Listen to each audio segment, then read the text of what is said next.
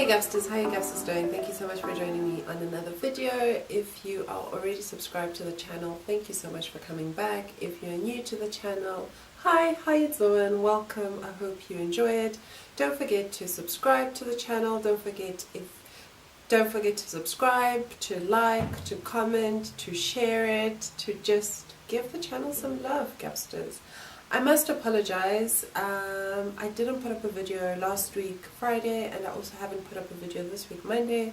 I was deathly sick last week, which means I didn't actually vlog for the vlog that would have gone up on Monday, and I was filming some videos this week, but I don't think that I was quite right because I filmed all the videos on a wrong setting and they all look grimy. The two videos that I had filmed, and let me know if you'd like me to still refilm them, was I had filmed a how I style my fine hair guideline, like things that I find work for my fine hair, and you know, just some tips and tricks and things like that. And the other video that I had filmed was how I color correct so that I can put on like flawless foundation for days when I want super glam makeup.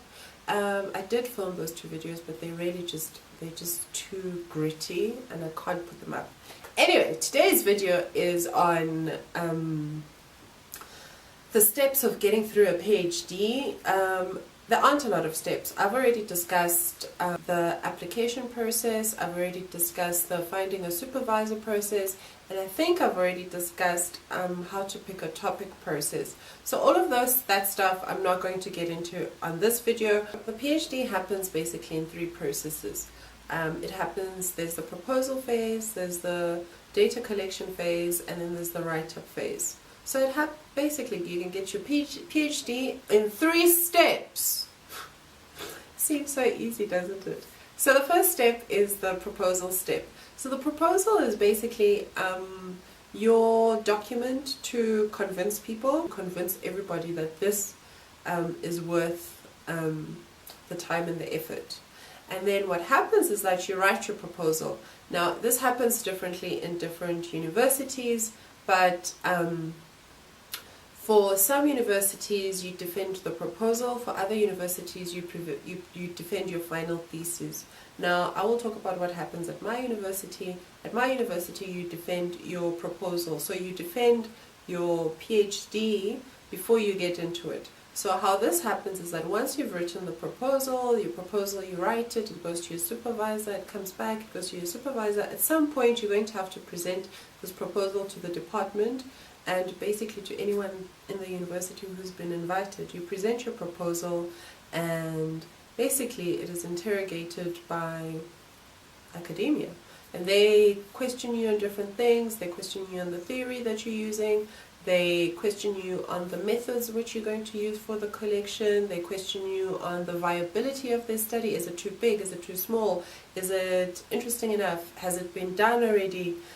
Now in some departments this can be a very traumatic experience, in other departments it can be a very helpful and positive experience because it can actually help you see and tweak your proposal before it actually goes out to the readers.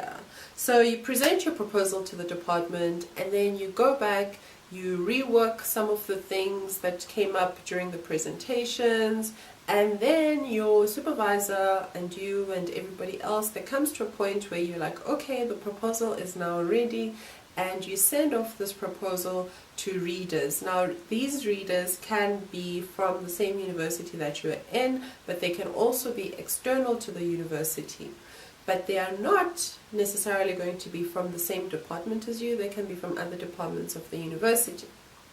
Now for my school, you need a minimum of 2 readers. You can have a maximum of 3 readers. The proposal goes to the readers and they have usually takes about 6 weeks, but it can be 6 weeks or more, where they read the proposal and they come back and they say, yes, you can continue with the research, the proposal is good, or they can say you can continue with the research, but you need to make these corrections and the corrections need to go back to the readers, or they can say keep this in mind and you and your supervisor can work through whatever it is that they raise as a potential issue. Or they can say that the proposal is not good enough and you need to go back and you need to rewrite it, or you need to rethink it, or whatever comments that they put in. So you can have a yay, continue with the research with various options of potentially corrections, no corrections, major corrections, minor corrections, major corrections going back to the reader, minor corrections staying between you and the supervisor. Or you get a no. So once the readers have accepted your proposal, the university then comes back to you and says, congratulations, you are now a PhD candidate. Yes, you thought all along you were a PhD candidate, but no, you were not. You were just a student in a PhD program. But you only become a candidate once your proposal has been accepted, because what that means is, hey, actually, you have a shot. You might just have a shot at this PhD thing, right? So you get that, and yay, good times, good times, good times, good times. During the proposal phase also, you are potentially getting your ethics clearance done. Now, ethics and the proposal are two completely different things. Ethics goes to the ethics board. The ethics board is usually internal to the university, and you generally get two types of ethics board. You get ethics board where it's medical research or non-medical research. For medical research, we're talking about doctors, cancer research, we're talking about trying out new vaccines, those kinds of things where you are physically doing some medical alterations to a human body. Non-medical research can be like sort of your social sciences, like, don't you want to fill out this questionnaire? Those kinds of research fall into non-medical. Now, under both categories, you also have different levels of people. So, children fall under vulnerable people, for instance. Disabled people generally would fall under vulnerable people. So within the ethics board, the more vulnerable the person that you're going to be doing research on, probably the more hectic it is going to be for you to get clearance ethics. So ethics makes sure basically that the study that you're going to do is not going to be harmful towards the participants that are going to be participating, but also is not going to disrupt their lives in such a way, in a negative way. So not only is it not going to be directly harmful, like I'm not going to go in there and start pulling out teeth, but also, I mean, socially, if I'm doing research, how, for instance, am I going to keep the confidentiality of my participants if they don't want to be known that they're going to be participating? In your papers down different universities do ethics clearances differently. So ours is now online, I believe. You send out your ethics clearance, your supervisor needs to sign some forms, and the ethics board comes back and says yay or nay. They can say yes, you can continue with the study, or they can ask for further clarification on certain things, or they can say no, go back, right? So depending on what the ethics board, that's fine. So the two major things that happen during your proposal phase is your proposal, the defense of your proposals, the acceptance into PhD candidacy, and your ethics clearance. So step one, proposal is done. So you've come back, your proposal has come through, the readers have accepted your proposal, ethics has come through and said yes, you are morally right, you can continue and do this research. So then you go and you collect your data. Now, there's different ways of collecting data, depending on what it is that you're trying to find out. You collect your data, you figure out where you're going to store your data, you figure out how you're going to collect your data and that kind of stuff. I collect my data on YouTube, so I watch a lot of YouTube videos, and then you're also doing a lot of reading during this time, and you basically, like, as things are happening, you're like, okay, so and so, this is happening, oh no, this is not working very well, okay, you're recording things, you're just having fun, really. Data collection is probably like the funnest part of the thing, unless like you're trying to collect data and you can't find participants, then that's a different story altogether. After the data collection, which usually for a PhD is considered to be about 12 to 18 months, basically. Like, that's the general rule of thumb, should be about 12 to 18 months. You then have your thesis write-up phase, and this is the last phase of the of the entire PhD process. This is when you go back to your data, you sort of re-look at it with fresh eyes, you start looking for sort of themes, reoccurring themes. If you're doing, especially for social sciences, you start looking for themes, you start looking for, whereas if you're a medical student, you would then be, did my hypothesis come true? Did it work out or did it not? Did the experiment I was trying out succeed or did it fail? And those kinds of things. And you're looking for why did it fail? Where did it all go wrong? And you're looking for the different points. Then you also, because you've been reading, you know what are sort of the occurring arguments that have to do with whatever research that it is that you're doing, and you decide, okay, the data is telling me this, therefore I can argue A, B, C, and D.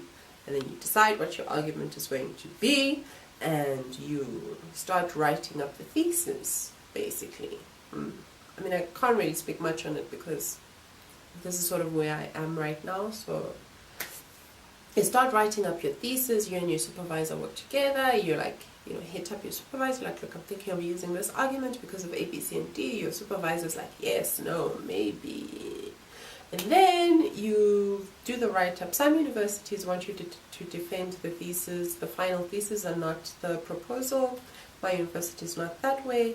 You then, once the whole thing has been written, you hand it in to the faculty and they take it to readers. And readers, again, same thing with the proposal, will come back and they will say to you, yes or no. Now, all of this is happening in a framework of about 3 years. Now, it's different for every school. And the program that I've given you is based on my school, and it's based on a 3-year program. It's generally accepted is that if you are a full-time PhD student in South Africa, you are expected to do your PhD in 3 years. Funders usually give you 3 years for funding. If you go into sort of 3.5 years, they might give you like sort of an extension for like 6 months or something like that. But it's very rare to get 4-year funding or 5-year funding for a PhD in South Africa. The university also considers you for 3 years, but the university does give you, if you're a full-time PhD student, they do give you 2 extra years for just in case. So they expect you to finish in 3 years, but just in case, you have 2 extra years in which you can come back. On your 6th year, the university can then exclude you academically or financially for not finishing on time. If you are a part-time student, you have 5 years to complete your PhD, but I believe that then you can get an extra year or 2 just in case. So yeah, so the timeline of the PhD basically is usually within the 3-year program is usually 6 months for the proposal, 1.5 years for the data collection, and 1 year for the write-up. And then it takes about 6 months for the readers and everything to be completed. So it takes about 6 months from handing in your final thesis to the email from the university saying, it is our pleasure to let you know that you now have your PhD, you've been awarded the PhD doctorate in philosophy, and you can graduate in July. So it takes about 6 months. So once you hand in your thesis, it's not a next month I will know. Anyway, let me know what else you'd like to see on this PhD series. If you have any questions, if you have any other videos you'd like to see and all of that stuff. Thank you so much for joining me again. I appreciate you all. Don't forget to like, share, comment, subscribe. Bye, Gabsters.